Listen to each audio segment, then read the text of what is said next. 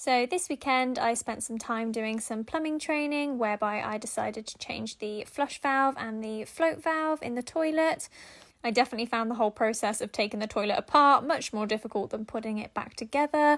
As you can see, I removed the first screw, which was quite rusty, followed by the two wing nuts, and then I disconnected the inlet valve.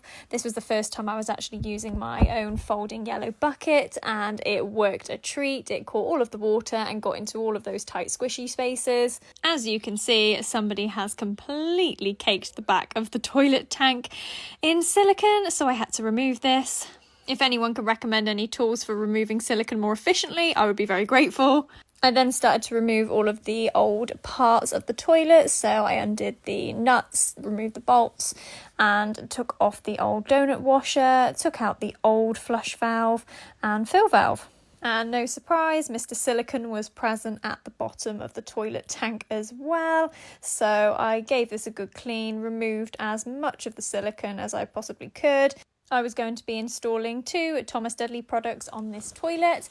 I was installing the Thomas Dudley Victoria dual flush valve and the HydroFlow air gap compact float valve. I found these Thomas Dudley parts so nice and easy to fit, and for any other apprentices that are practicing or that want to have a go, I would definitely recommend using these quality products. It makes me super proud knowing that they are British made and that I get to use these products right from the start of my career. As you can see, I did make a boo-boo and put the black washer for the inlet valve on the outside, so I moved that to the inside. I just didn't catch it on video. I then lined up the toilet tank to the back of the wall and drilled a hole where I then added one of the Fisher Duotech cavity wall plugs. Thank goodness I had one of those, it saved the day. I added the donut washer and then connected the flexi, opened the service valve to find it would not fill.